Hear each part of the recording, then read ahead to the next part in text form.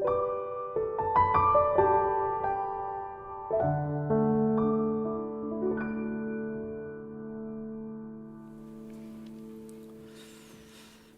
성도 여러분, 올 들어서 처음 뵙는 것 같습니다.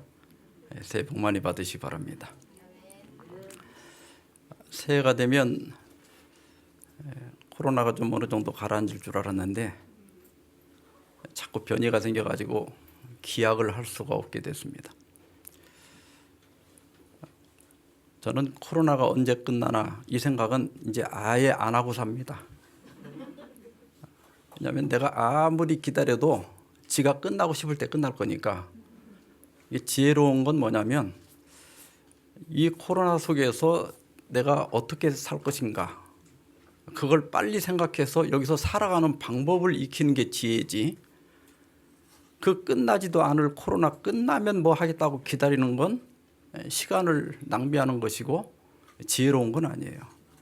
그래서 그냥 너는 너대로 가고 나는 나대로 그냥 살아가겠다, 이렇게 하는 것이 지혜라고 생각이 됩니다. 제가 산상보훈을 작년까지 하고 마치려고 그랬는데 설교도 또 앵콜이 들어오더라고.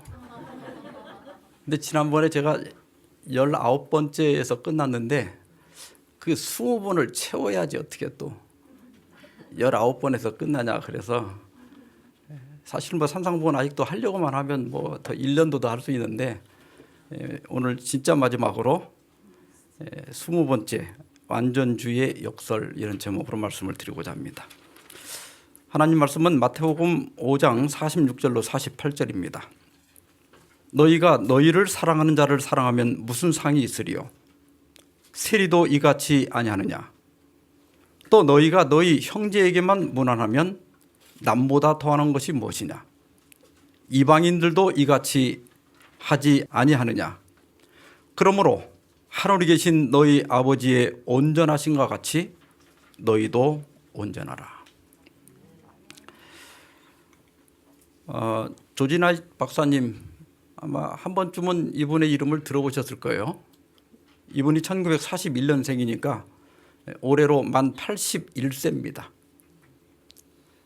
현재는 앤드루스 대학의 교회사 명예교수로 은퇴하시고 명예교수로 봉직하고 계시는데 이분이 1982년부터 이렇게 책을 내셨는데 70권이 넘어요. 70권. 그러니까 수십 년 동안 이분의 이 책이나 또 설교를 통해서 우리 교회 안에 미친 영향이 대단해요.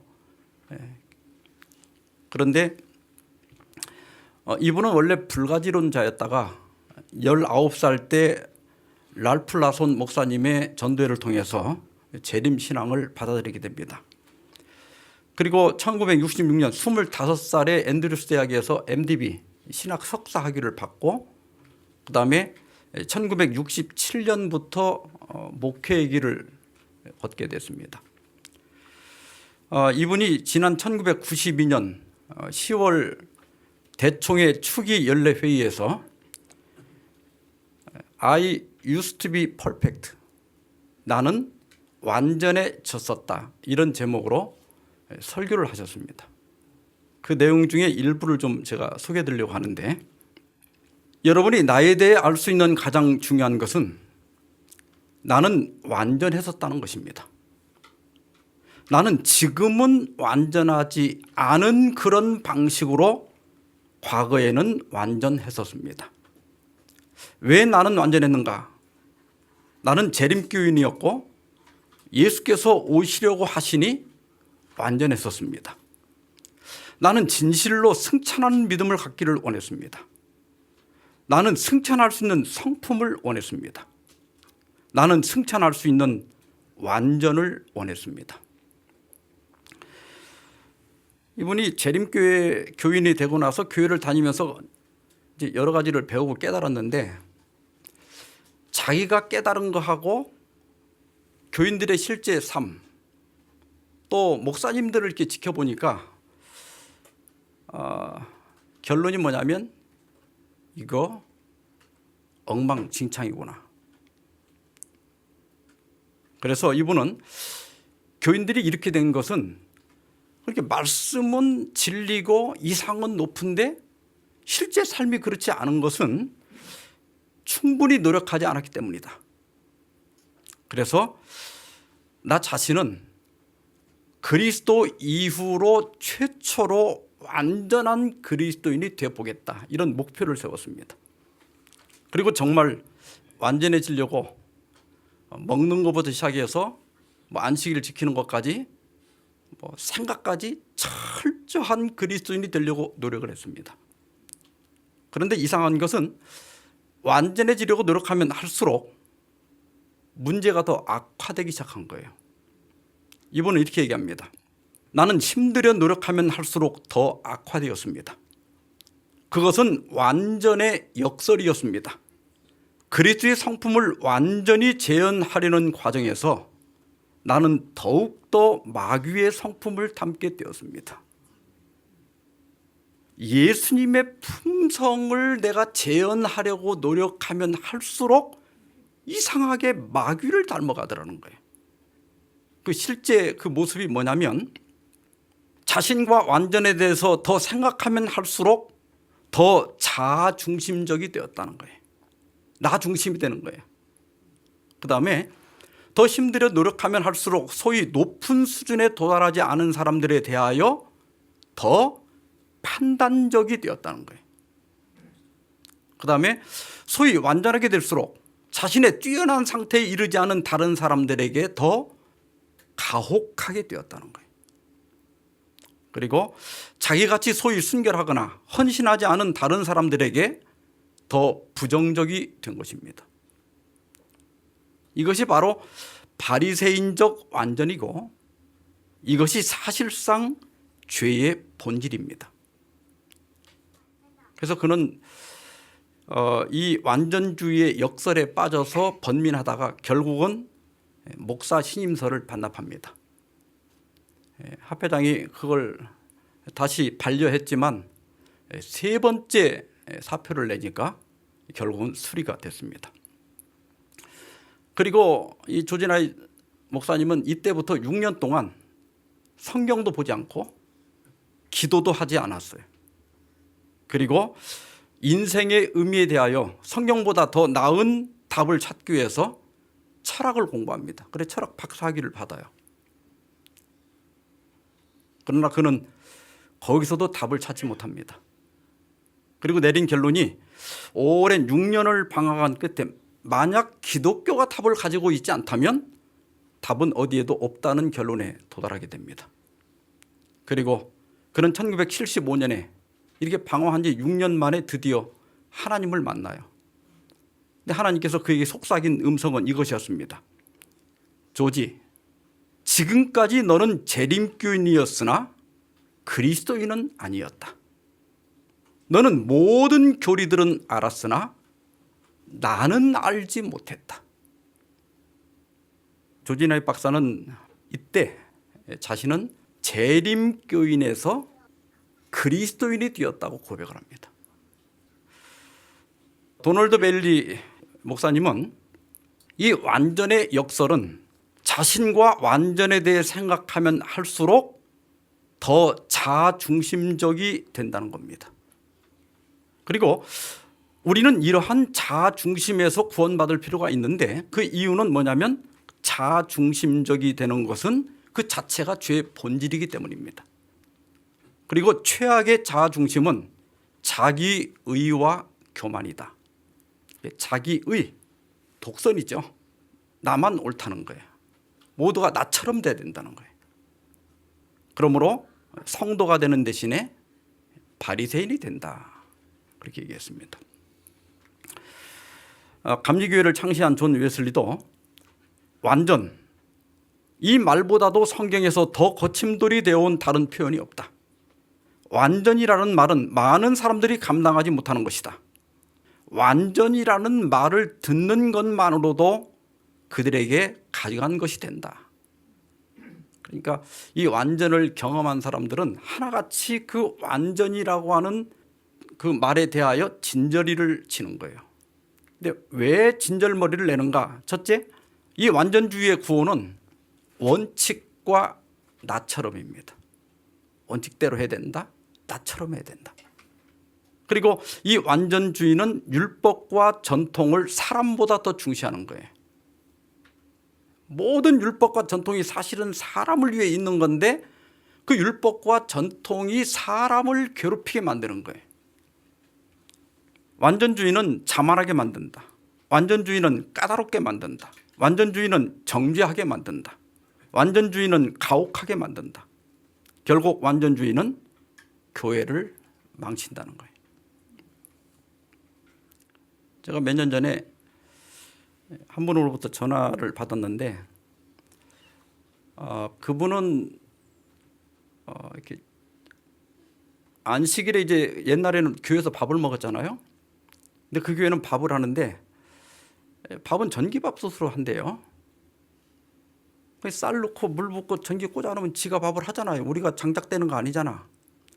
그런데도 그분은 그게 안 된다는 거예요. 이게 안식일에 노동이 되기 때문에 안 된다. 그래서 이분은 집에서 금요일 날 오후에 밥을 해가지고, 근데 보는 괜찮대. 보온하는 건. 밥을 하는 건 안 되는데 겨울에 찬밥 먹기는 싫으니까 보는 괜찮대요. 그래서 교회를 올 때 밥통을 들고 와요. 전기밥솥을 들고 와가지고 이제 그걸 꽂아놓고 보온 꽂아놨다가 점심 식사 시간이 되면 교인들은 이제 교회 밥솥으로 한 밥을 퍼서 먹는데 이분은 이제 이분하고 이분을 따르는 몇 사람은 따로 이쪽에 모여가지고 이제 어제 해놓은 밥통을 퍼서 먹는 거예요. 그게 완전주의의 한 부분이거든요. 제가 이런 예를 얼마든지 들 수 있어요. 그런데 예수님께서는 아까 마태복음 5장 48절에 보니까 하늘에 계신 너희 아버지의 온전하신과 같이 뭐라고 그랬죠? 너희도 분명히 온전하라. 온전하다, 완전하다 같은 말이에요.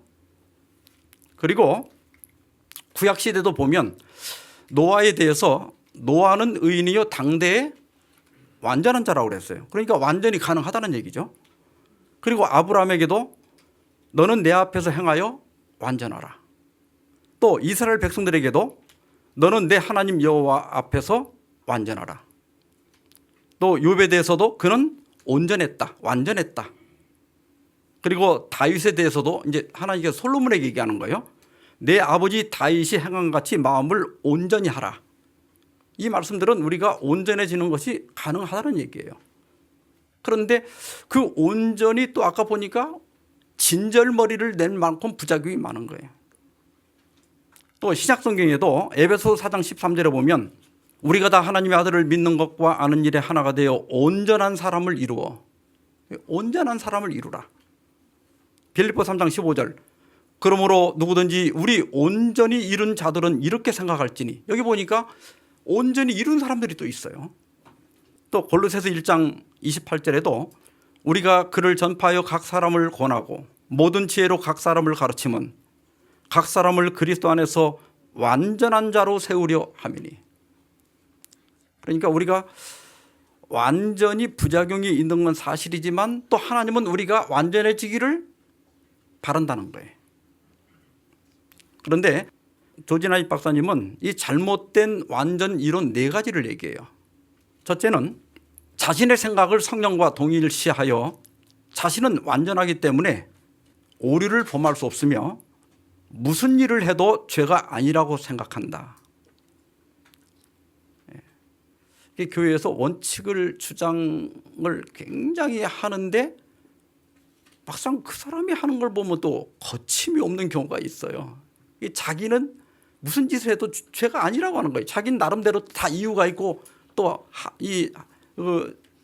그것을 뭔가 설명할 수 있는 합리성을 갖고 있는 거예요. 남들이 볼 때는 모순인데 그런 분들이 있고, 두 번째로 완전한 사람이 되면 질병에 걸리지 않는 등 물질적으로 완전해진다. 완전이라고 하는 건 품성만 완전해지는 게 아니라 몸까지 완전해진다. 그래서 정말 의로워진 사람은 이렇게 흰머리도 다시 까매진다. 이렇게 진짜 믿는 사람들이 있었어요.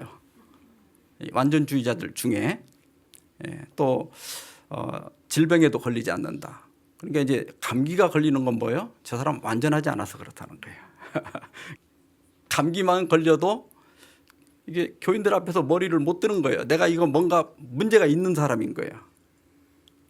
근데 이런 것들은 이제 되게 좀 극단이기 때문에 이제 웬만한 사람들은 금방 구분을 하죠. 근데 문제가 뭐냐면 세 번째, 네 번째입니다. 세 번째는 율법에 대해 문자적으로 순종하는 도덕주의적 완전을 주장한다.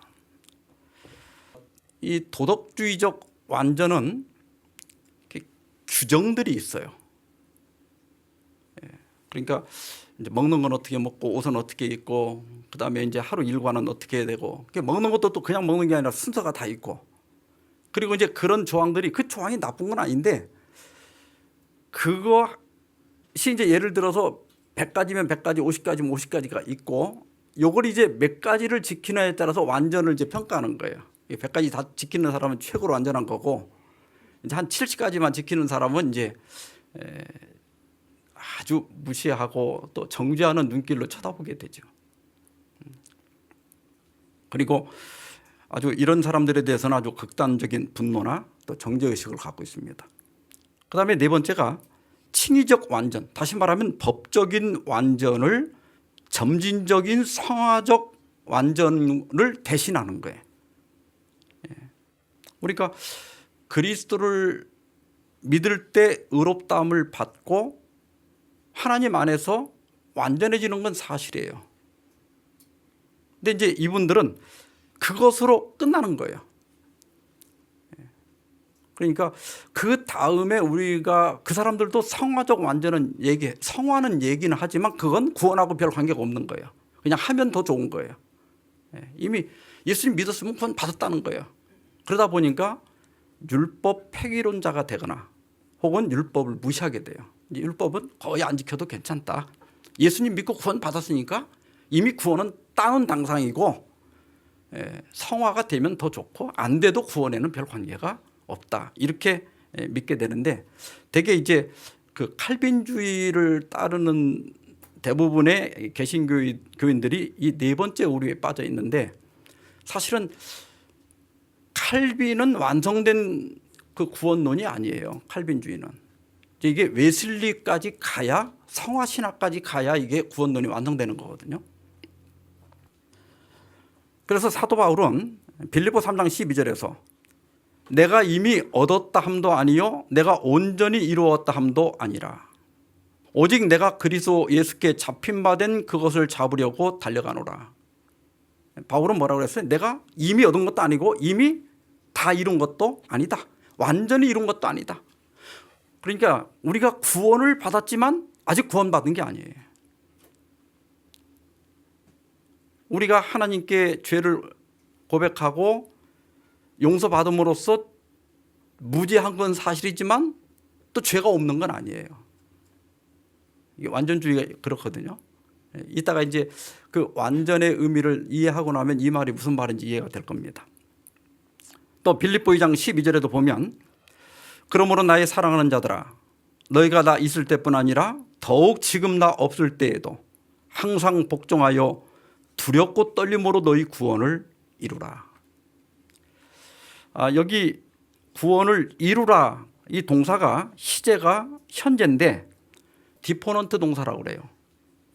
그러니까 이건 수동태더라도 능동태로 번역을 하게 돼 있는데 이 말이 뭐냐면 완성될 때까지 수행하라 그런 뜻이에요.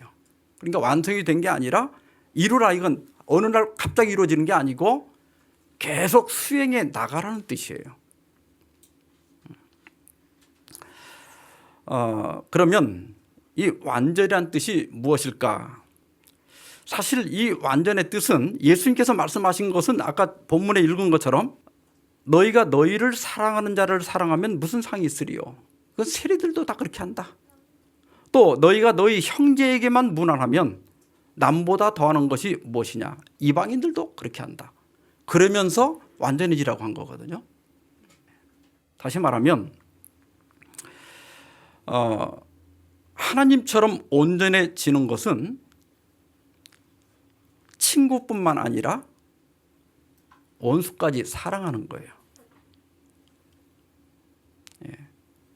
그래서 이 성경절 마태복음 5장 48절과 평행절인 누가복음 6장 이 산상보훈이 누가복음에도 있어요. 근데 누가가 요약한 건 이렇게 요약을 했어요. 너희 아버지의 자비로우신가 같이 너희도 자비로운 자가 되라. 그러니까 예수님께서 여기 완전하라고 하신 말씀, 또 온전하라고 하는 말씀은 자비로운 자가 되라는 거예요. 이것은 뭐예요? 원수까지 사랑하는 거예요. 그러니까 제가 지난번에도 말씀드렸는데 뭐 원수를 감정적으로 좋아하는 건 그게 우리 힘으로는 안 돼요. 원수를 어떻게 좋아하면서 사랑해요? 근데 그 감정이 있죠. 나를 비판하고 나를 싫어하는 사람 이렇게 만나면 내가 어떻게 좋아해요? 그런데 뭐는 하라고 했는가 하면 그 원수를 좋아하지는 않더라도 원수가 줄이면 먹을 걸 주라는 거예요. 그건 할 수 있다 이거예요. 내가 좋아서 주지는 않더라도 그리스도인으로서 내가 할 일은 하라는 거예요. 그 사람이 정말 어려워서 입을 게 없다. 그러면 내가 입은 것이라도 벗어줄 수는 있다 이거예요. 좋아서 벗어주지는 않더라도 내가 그리스도인이기 때문에 벗어줄 수 있다는 거예요. 그것이 완전이란 뜻이에요. 그래서 버클레이 교수님은 우리를 하나님과 같이 되게 하는 한 가지 방법은 상대방의 반응 여하에 관계없이 그 사람을 중단 없이 계속 사랑하는 것이다. 하나님이 용서하시는 것처럼 남을 용서하고 하나님이 사랑하시는 것처럼 남을 사랑할 때 우리는 완전한 그리스도인이 된다. 완전이라고 하는 건 어떤 율법의 조항들을 몇 가지 지킬 때 완전해지는 게 아니라 사실은 사랑하는 거예요. 그러면 어떻게 사랑하느냐? 그걸 사도 요한은 요한일서 4장 10절 11절에서 사랑은 여기 있으니, 여기 말한 그 사랑하라고 하는 그 사랑이 어떤 사랑이냐면 우리가 하나님을 사랑한 것이 아니요 하나님이 우리를 사랑하신 거예요.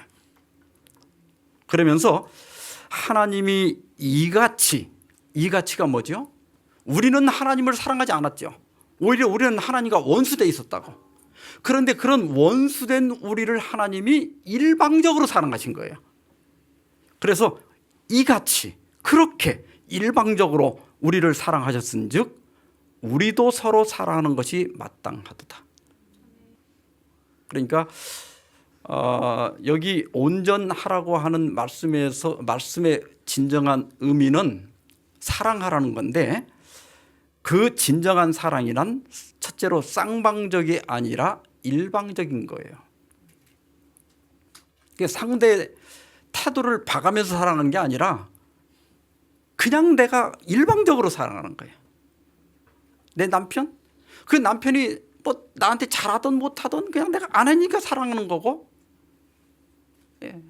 또 내가 남편이니까 그냥 사랑하는 거예요. 아내가 뭐 조금 밥도 뭐 늘 뭐 잘 안 해주고 반찬도 맛도 없더라도 그냥 사랑하는 거예요. 그냥 내가 남편이니까. 또 교회를 다닐 때도 이렇게 나한테 친절하게 잘하는 사람도 있고 나한테 좀 친절하지 않은 사람이 있고 때로는 나를 욕하는 사람이 있어도 그 사람과 상관없이 그냥 내가 일방적으로 내 할 일 하는 거예요. 인사하게 되면 하고 악수하게 되면 하고 또 내가 그 사람 도울 일 있으면 돕고 일방적인 거예요. 이게 우리 그리스도인들이 해야 할 진정한 사랑입니다. 그 다음에 진정한 사랑이라고 하는 것은 나와 다름을 인정하는 거예요. 그러니까 왜 저러지? 이렇게 생각하지 말고 나와 다르니까 저럴 수 있어. 저렇게 말할 수 있어. 저렇게 행동할 수 있어. 이걸 인정하는 게 사랑이에요. 제일 스스로도 고통스럽고 남을 고통스럽게 하는 사람이 어떻게 그럴 수 있어? 그러면 안 되잖아요. 이 말 많이 하는 사람이 골치 아픈 사람이에요. 내가 아니기 때문에 내가 볼 때는 하면 안 되지. 그건 내 입장이지. 그러나 그건 상대는 상대 입장이 있는 거예요. 그러니까 그 생각을 없애야 돼요. 그냥 그럴 수 있지. 그래서 그럴 수 있고 그래도 된다고 인정하는 거예요. 어떤 사람이 말이 많아. 그러면 자꾸 그 말할 때마다 미워하지 말고 뭐 나는 말 많이 안 하지만 저 사람은 말 많이 할 수 있다고 인정하는 거예요. 어떤 사람은 뚱해요. 나는 막 부드럽고 다가가는데 1년 동안을 다가가도 뚱해. 그래도 뭐 그럴 수 있지. 나하고 다르니까. 저 사람은 저 사람의 삶의 방식이니까. 그걸 그대로 인정하는 게 사랑이에요. 나처럼 만들려고 하지 말고. 부부간에도 마찬가지야. 나처럼 만들려고 하니까 이해가 안 되는 거예요. 우리 어머님이 저희 아버님하고 이렇게 싸울 때 막 가슴을 치면서 인두껍을 쓰고 어떻게 인간이 저러는지 몰라 그래. 이게 나라면 안 그럴 텐데 어떻게 저럴 수 있냐 이러는 거야. 그건 내가 아니니까 그러는 거지. 나는 내 방식대로 사랑하는 거고 상대는 상대 방식으로 나를 사랑하는 것뿐이에요. 나는 내 방식으로 상대를 대하는 거고 상대는 상대 방식으로 나를 대하는 거예요.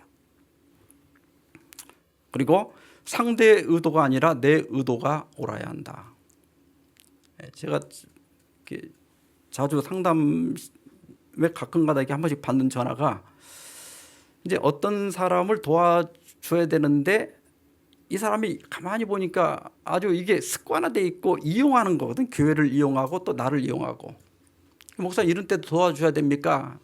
그 의도가 내가 이걸 도와주는 건 이 사람 계속 저렇게 남한테 의지해서 살게 습관을 들여주는 거 아닐까요? 이렇게 생각하는 분들이 있죠. 이게 저 사람 일을 하게 하려면 우리가 도와주지 말고 이제 아주 없어야 자기가 뭐래도 일을 할 거 아닙니까? 이렇게 생각하는 분들이 있어요. 근데 그 상대방의 의도가 내가 볼 때는 옳지 않다 할지라도 나는 내 할 일을 하는 거예요. 다 알지만 그 사람이 손을 벌리면 이게 내가 무리하면서까지 뭐 그렇게 도울 필요 없지만 내가 도울 수 있는 그 한계 안에서 적당히 도울 수 있는 거 도와주는 거예요. 그게 사랑이에요. 그게 일방적인 사랑이고 하나님이 우리에게 주신 사랑이에요. 하나님께서 우리를 부르셔서 구원할 때 우리가 그 전부터 하나님을 만족시켰어요? 우리가 하나님을 기쁘시게 했어요? 우리 다 적대적이었고 하나님과 원수되었다고. 그런데 그런 정말 꼴보기 싫은 우리를 일방적으로 사랑하신 그 사랑이 나를 감동시켜서 이렇게 하나님의 백성으로 삼아준 거예요. 그걸 너희도 하라는 거예요. 그게 뭐예요? 온전해지는 거예요. 네. 자, 그러면 이 완전의 종류를 우리가 좀 이해할 필요가 있는데 첫째는 칭의적 완전이 있어요. 이제 칼빈주의자들이 많이 여기까지 가르쳐요. 골로새서 1장 28절에 보면 우리가 그를 전파하여 각 사람을 권하고 모든 지혜로 각 사람을 가르치면 각 사람을 그리스도 안에서 완전한 자로 세우려 함이니. 우리가 첫째로 어떤 율법을 지켜서 완전해지는 게 아니라 그리스도 안에서 완전해집니다. 내가 예수님을 믿을 때 그 믿음을 통하여 내가 의롭다함을 받는 거예요. 그때 하나님 안에서 완전해지는 겁니다. 성경 주석에 보면 성도의 완전은 그리스도 안에 존재한다.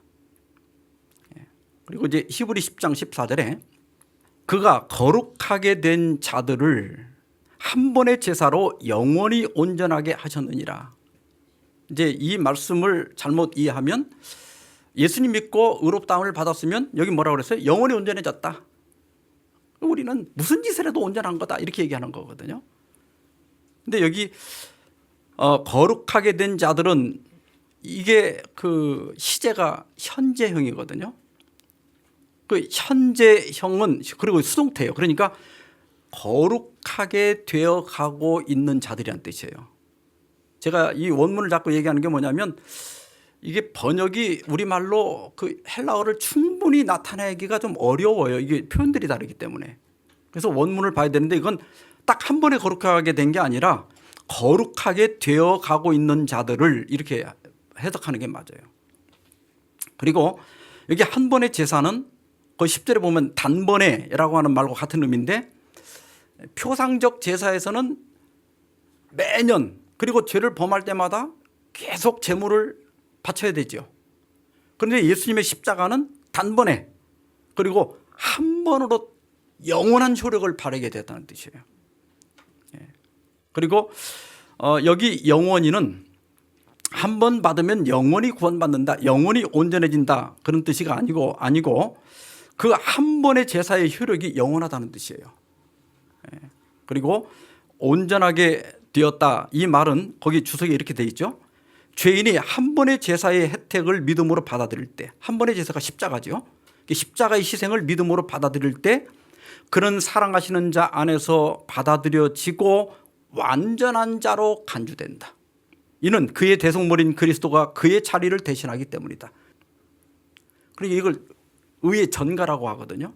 예수님의 의를 전가시켜서 내 것으로 삼아주는 거야. 그래서 하나님께서 나를 볼 때 너는 지금 하늘에 데려다 놔도 충분하다, 완전하다 이렇게 보시는 겁니다. 가려뽑은 기별 2권 32페이지에 보면 주님의 피를 믿는 믿음을 통하여 모든 영혼들은 예수 그리스도 안에서 완전하게 될 수 있다. 우리들이 불가능한 일들을 다루고 있지 않다는 것에 대하여 하나님께 감사하라. 우리가 예수님을 믿는 순간 어떻게 됐다고요? 완전하게 되어 있어요. 그러니까 우리가 하나님의 자녀가 되는데 거짓돌이 없어. 뭐 성품이 뭐가 났던 어떤 삶을 살았던 그리스도를 믿는 순간 완전한 하나님의 자녀로 우리가 하나님 앞에 받아들인 바가 된다는 거예요. 근데 이제 칼빈 신학이 여기까지거든요. 근데 두 번째가 성화적 완전이에요. 아까 예수님께서 여기 마태복음 5장 48절에 온전하라 이 말이 원문의 텔레이오인데 헬라 문헌에서 텔레이오이는 흠없는 희생제물, 충분히 성숙한 동물, 충분히 성장하고 성숙한 사람, 잘 훈련되고 충분한 자격을 갖춘 전문가를 가리킬 때 사용한다.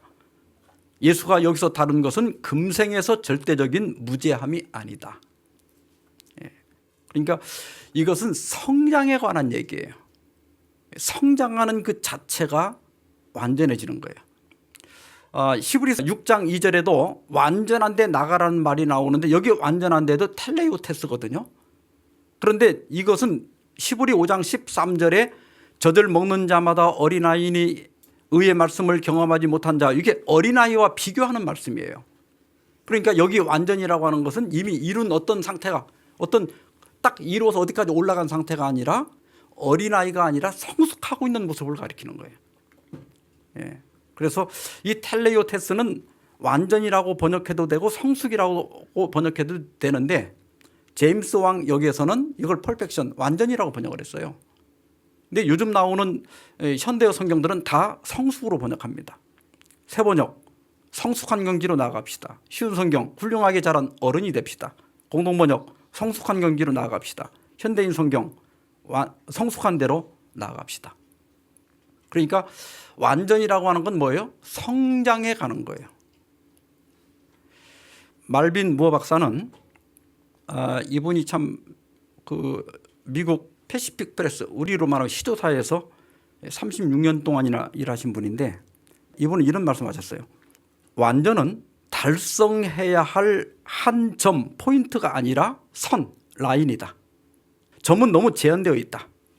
완전은 사람이 도달할 때 알게 되어 있는 측정할 수 있는 한 점이라기보다는 상태, 예수님과의 관계, 생활 양식이다. 여러분, 나무가 살아있다면 이렇게 한 달 동안 살아있다면 1mm라도 자랍니다. 맞아요? 그게 완전한 나무예요. 근데 그 나무가 자라지 않는다. 그건 죽은 거예요. 이해가 됩니까? 그러니까 우리가 완전한 사람이 되라, 네가 성숙한 사람이 되라, 이 말은 끊임없이 믿음이 성장하고 품성이 변화되고 있는 과정에 있는 사람을 가리키는 거예요. 자, 쉽게 설명하면요, 여기 지금 한 살부터 80세까지 있는데 누가 완전한 사람이 몇 살이 완전합니까? 한 살도 완전한 사람이죠. 10살도 완전한 사람이죠. 30살도 완전한 사람이고 80이 되신 분도 완전한 사람이에요. 그러니까 완전해서 또 다른 완전으로 자라는 거예요. 그러니까 지금 당신이 완전합니까? 이렇게 물어보면 예, 완전하지만 완전하지 않습니다. 이게 맞는 거예요. 그러니까 내가 교회를 10년 다니면서 10년 동안 믿음이 성장했으면 완전한 거예요. 그러나 지금 여기서 멈추는 게 아니죠. 더 자라가야 되지. 우리가 어디까지 자라가는가 하면 예수님까지 자라라고 그랬거든요. 근데 우리가 교회 몇 년 다니면 예수님하고 똑같아질까요? 그건 하루에 가서도 끊임없이 우리가 예수님을 닮아가는 거거든요. 그렇잖아요. 영원한 세월을 통해서 예수님을 닮아갈 수는 있지만 예수님과 본질적으로 같아질 수는 없는 거예요. 그러니까 이 완전이라고 하는 건 끊임없이 나이만큼 성장해 가는 거예요. 그게 자체가 완전해지는 거예요. 그런데 예를 들어서 나이는 30살인데 말하고 행동하는 건 딱 5살짜리 같으면 완전한 사람이에요? 아니죠. 그러니까 우리가 완전해진다고 하는 것은 교회를 다니고 예수님을 믿은 만큼 우리 신앙도 품성도 또 순종하는 것들도 복종하는 것도 어떻게 되는 거예요? 점점 늘어가야 되는 거예요. 그런데 교회를 20년 30년 다녔는데도 아직도 먹는 게 잘 해결이 안 돼갖고 자꾸 부절제를 하거나 이건 아직도 성숙이 덜 된 거죠. 이게 어린아이가 그렇게 하는 건 이해가 되고 이게 믿음 교회 다니지 1년 안 된 사람이 뭐 조금 이렇게 어떤 걸 못 지키는 건 이해가 되죠. 그러나 그 1살짜리가 완전한 것처럼 내가 30살짜리 믿음을 가지고 있다고 해서 1살짜리 믿음을 가진 첫 초신자를 정죄하면 안 된다 이거예요. 내가 그들보다 더 우월한 것도 아니라는 거예요. 왜냐하면 그 사람은 그 사람 나름대로 완전한 거고 나는 나대로 완전한 거예요. 그러니까 예수님께서 그 당시 이 창기들이나 세리들과 바리새인들을 비교해 볼 때 세상적 안목으로 보면 이건 뭐 아예 비교가 안 되는 대상인데 예수님 뭐라고 했는가 하면 바리새인 너희들보다 세리와 창기가 먼저 하나님 나라에 들어가리라. 왜? 그들은 1살인데 1살로서 완전히 돼 있었어. 1살짜리 역할을 하고 있는 거예요. 그런데 바리새인들은 신앙 연조로 따지면 한 50살이 됐는데 하는 걸 보면 30살도 안 돼 보이는 거예요. 그래서 예수님께 책망하신 거거든요. 예. 고린도전서 14장 20절에도 보면 악에는 어린아이가 되고 지혜에는 장성한 사람이 되라. 텔레이오스 여기도. 그러니까 이렇게 자라가는 모습이죠. 또 에베소서 4장 13절 14절에도 보면 13절에서는 우리가 온전한 사람을 이루라고 그랬고 14절에서는 어린아이가 되지 말라고 그랬거든요. 그러니까 끊임없이 성장해야 된다. 우리가 21년도보다는 22년도에는 믿음이 더 성장해야 되고 성장이라고 하는 것이 마음이 너그러워지고 또 나같이 못 믿는 사람에 대해서도 그 사람 입장이면 그럴 수 있다고 이해하는 거, 참고 기다릴 줄 아는 거, 또 이게 점점 남들하고 평화롭게 사는 거, 또 뭐 화도 5번 내던 거 한 3번으로 주는 거, 이런 것들이 완전해지는 거예요. 그리고 옛날 같으면 막 말이 나오고 분노를 터뜨릴 텐데 브레이크가 어느 날 이렇게 탁 걸리거든요. 옛날 같으면 영락 없이 여기서 화를 내야 되는데 오늘 브레이크가 탁 걸려. 그게 완전해지는 거거든요. 안 걸릴 때도 가끔 있죠. 그러나 이제 대체적으로 이렇게 걸리면 내가 잘하고 있구나. 그게 뭐라고요? 완전해지는 거예요. 네. 에베소서 4장 15절에 오직 사랑 안에서 참된 것을 하여 우리가 진리, 참된 것, 율법, 규정을 잘 지키는 것도 중요하지만 그걸 어떤 안에서? 사랑 안에서 하는 거예요. 사랑 없이 하면 그건 율법주의야. 그러면서 뭐라고 그랬죠? 범사에 그에게까지 자랄지라. 그는 머리니 곧 그리스도라. 그러니까 우리가 예수님을 닮아가는 과정은 천국 가서도 할 것이기 때문에 완점은 점이 아니라 과정이다. 그래서 우리가 어제보다 오늘이 조금 나오면 괜찮은 거예요. 부부싸움도 어떻게 안 싸워. 근데 1년에 10번 싸우던 거 이제 9번으로 줄었으면 완전해진 거예요. 가르법은 기별 상권 193페이지에 자라나는 그리스도인이 되자. 우리는 움직이지 않고 서 있어서는 안 된다. 매일 좀 더 신뢰하기를 배우며 좀 더 예수를 온전히 의지하면서 어제의 우리보다 오늘의 우리는 전진해야 한다. 이렇게 하여 우리는 자라나야 한다. 완전의 자리에 단번에 뛰어오를 수는 없다. 성화는 일생의 사업이다. 그래서 여러분도 지금 완전히 졌고 지금 완전히 지고 있는 중이에요. 그 옆에 있는 사람도 내가 볼 때는 남았지 못하니까 불완전해 보이지만 완전한 사람이에요. 그리고 또 완전해질 거예요. 그러니까 그런 생각을 가지면 정죄하지 않게 되죠. 그렇게 할 때 우리가 남을 판단하지 않게 되는 거예요. 그러니까 완전을 잘못 이해하기 때문에 나처럼 못 사는 사람을 판단하고 정죄하게 되는 거예요. 그 다음에 세 번째는 영화적 완전입니다. 영화되는 건 언제 되죠? 예수님 재림하셔서 우리가 호련히 변화될 때. 그래서 이 썩을 것이 썩지 아니함을 입을 때. 이건 육체적인 변화가 일어나는 거죠. 그래서 빌립보 3장 21절에 그는 만물을 자기에게 복종하게 하실 수 있는 자의 역사로 우리 낮은 몸을, 이 낮은 몸은 원문은 비참한 몸이에요. 이렇게 유전적 결함을 가지고 있고 타고난 성격적 결함을 가지고 있고 또 늙어갈 수밖에 없고 썩어질 수밖에 없는 비참한 이런 비천한 우리의 몸을 자기 영광의 몸의 형체와 같이 변하게 하시리라. 예수님도 부활하실 때 인성을 가지셨죠. 근데 그 예수님의 인성은 하늘로 승천할 수 있는 인성이었고 영원히 썩지 아니할 인성이었죠. 그런 인성을 우리에게 주신다는 거예요. 그런 몸을 우리에게 주신다는 거예요. 그래서 가르법문 기별 2권 33페이지 보면 인간이 거룩한 육체를 받을 때에는 저들은 이 지상에 남아있지 않게 될 것이며 지상에서는 거룩한 육체를 가질 수가 없어요. 하늘로 데려감을 입을 것이다. 이 생에서 죄가 용서함을 받기는 하나 죄의 결과는 이 생에서 완전히 제거되지 않는다. 그리스도께서 우리 낮은 몸을 자기 영광의 몸의 형체와 같이 변하게 하실 때는 그리스도께서 재림하실 때이다.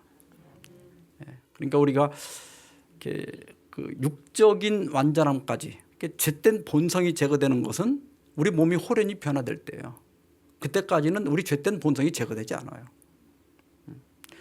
자, 이제 여기서 한 가지만 더 다룹시다. 세 번째로 과연 죄 없는 완전이 가능한가 하는 거예요. 여러분들이 잘 아실지 모르지만 우리 교회 안에서 지금 이게 굉장히 격렬하게 논쟁이 벌어지고 있거든요. 그런데 둘 다 성경적 근거가 있어요. 죄 없는 삶이 가능하다. 이런 주장은 요한일서 3장 6절에 그 안에, 그는 그리스도예요. 그리스도 안에 거하는 자마다 뭐라고 그랬죠? 범죄하지 아니하나니. 범죄하는 자를 그를 보지도 못하였고 그를 알지도 못하였느니라. 이 말을 보면 우리가 범죄하지 않을 수 있다는 말이죠. 또 요한일서 3장 9절에도 하나님께로 난 자마다 죄를 짓지 아니하나니. 분명히 죄를 안 짓고 살 수 있다고 그랬죠. 그런데 또 같은 요한일서 8장에서 만일 우리가 죄 없다 하면 스스로 속이고 또 진리가 우리 속에 있지 아니할 것이요. 반대되는 말이죠. 아까는 범죄하지 않는다고 해놓고 죄가 없다 하면 스스로 속이는 거고 진리가 없다. 또 요한일서 1장 10절에 만일 우리가 범죄하지 아니하였다 하면 하나님을 거짓말하는 자로 만드는 것이니. 완전히 상반되죠. 그런데 여기 요한일서 3장 6절에 범죄하지 아니하나냐 할 때 그 범죄하지, 요 하지라고 하는 단어하고 죄를 짓지 아니하느냐 할 때 그 짓지 요 부분이 전부 시제가 현재입니다.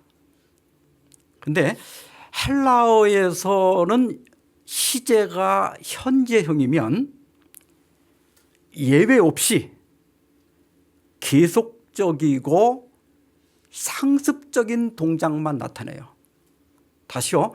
현재형은 계속적이고 상습적인 것만 나타내요. 그래서 주석에 보면 헬라어 동사 형태가 암시하는 바로는 이 현재형으로 되어 있다고 하는 것은 범죄하기를 계속하지 아니하나니 또는 상습적으로 범죄하지 아니하나니이다. 사도는 이곳에서 모든 그리스도인이 범하기 쉬운 이따금의 실수가 아니라 상습적인 범죄에 대해 말하고 있다. 차이를 아시겠습니까? 아침 눈 떠서 잘 때까지 화를 내고 승질 내는 거, 그건 고쳐야 돼요. 예. 그러니까 그런 우리가 잘 참다가도 어떤 때는 그냥 한번 소리 지를 때가 있어요. 있죠. 잘 참다가도. 그건 우리가 죄된 본성을 가지고 있고 이 타락한 육신을 쓰고 있기 때문에 이게 안 되는 거예요. 그건 한 번도 죄를 안 질 수는 없는 거예요.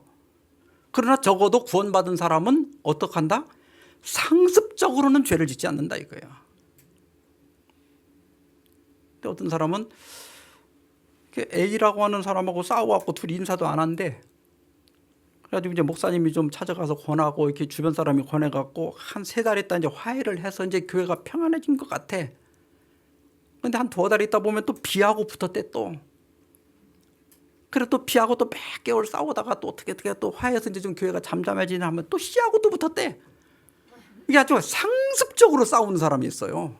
누군가하고 싸워야 살맛이 나고 뭐 이런 사람이 있다고. 집에서 부부 생활할 때도 마찬가지예요. 남편이 미울 때가 있지. 근데 상습적으로 미워하면 안 된다 이 말이야. 살다가 이제 어떤 때는 좀 화도 나고 미울 때도 있지만, 그러니까 이 말은 우리가 완전히 죄 없이 산다 이런 경지에 도달할 수 있다는 말이 아니다. 우리 약함을 아는 거야.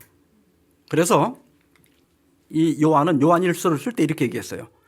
나의 자녀들아 내가 이것을 너에게 쓰면 너희로 죄를 범하지 않게 하려 함이라. 이 요한일서를 왜 썼다고요? 너희가 이거 읽고 죄 짓지 마라.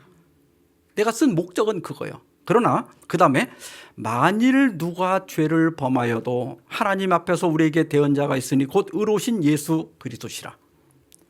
만약에 우리가 죄를 짓지 않을 수 있다고 하면 그 다음에 뭐라고 그랬을까요? 만일 누가 죄를 범하여도 이렇게 하지 않았겠죠. 이것을 읽고 절대 죄 짓지 마라 그랬겠죠. 우리가 이걸 쓴 목적 자체. 그러니까 어떤 분들은 이제 우리가 제가 이런 말을 하면 그럼 막 죄 짓고 살자는 거냐 이렇게 따지는 분이 있는데 그 말이 아니라, 왜냐하면 죄를 안 짓는 죄 없는 완전히 가능하다고 믿게 되면 죄를 질 때마다 좌절하게 돼요.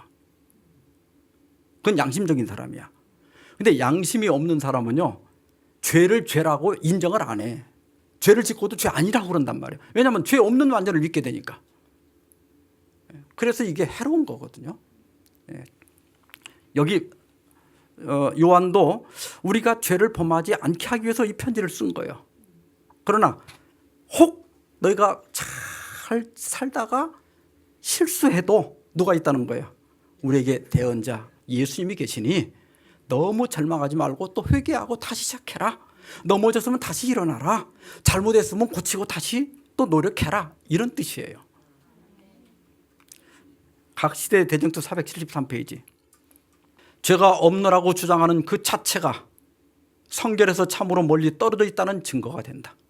사람이 자기와 그리스도와의 거리를 멀리하면 할수록 하나님의 품성과 그분의 요구에 대한 개념이 부족하면 부족할수록 자신이 자기 자신의 눈에 의롭게 보인다.